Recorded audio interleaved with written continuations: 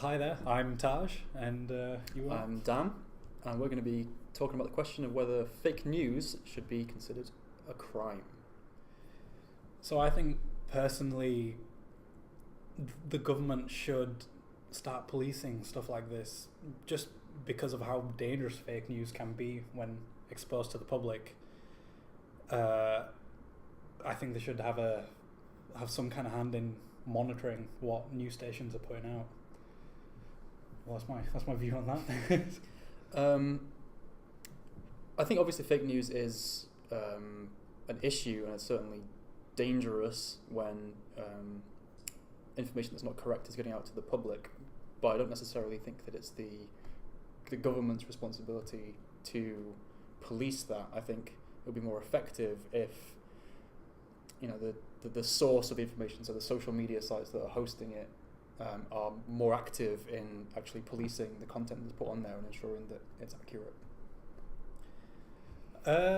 Yeah, I agree with that. I think creators of those sites should have more control in what is kind of being exposed on their websites, for sure. But at the same time, there's only so much I think they can do where if there was a much larger body that was almost like looming over these smaller news companies, there are ways that that companies can kind of monitor certain things that show up on the internet through keywords and stuff like that.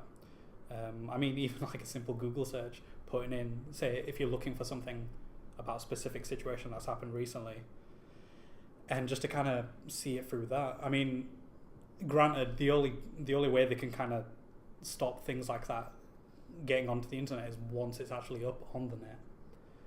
But with making it a crime would, I think, prevent those companies putting out fake news in the first place, I think. Yeah, I see where you're coming from in terms of making it a crime would make it more of a deterrent to people putting this information on the internet in the first place.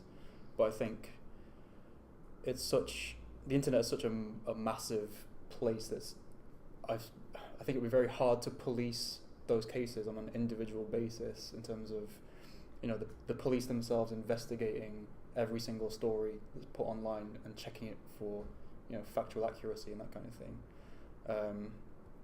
But there are kind of independent outlets out there that do fact check and do verify news stories, and those kind of organizations would make it easier for social media networks and media companies themselves to kind of internally look at the accuracy of the information that's put on there, and kind of filter out the stuff that's fake. And I think there's my concern would be that if the government is taking the responsibility of deciding what's fake and what's true, and is censoring the information that they believe to be fake, I think that's a very dangerous road to go down in terms of how the government is able to police what people can say. I think that's quite dangerous. I think the idea of fake news is quite dangerous when enough people start believing it. I think it should be considered a crime. It should be something that when proven to be fake news, to carry some sort of penalty for the news company putting it out, because I mean, I think it's quite widely known when fake news gets out of control and into the mass, it can cause a lot of problems and ruin a lot of lives just through hearsay, for example. I think something should be in place to kind of deter companies from doing the thing in the first place.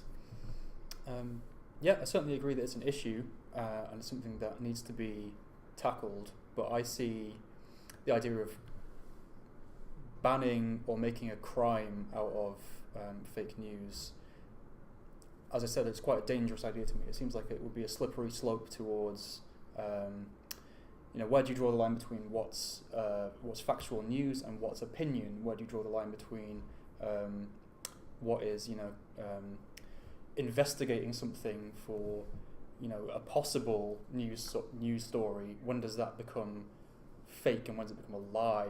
I think it would be very dangerous to start policing those things,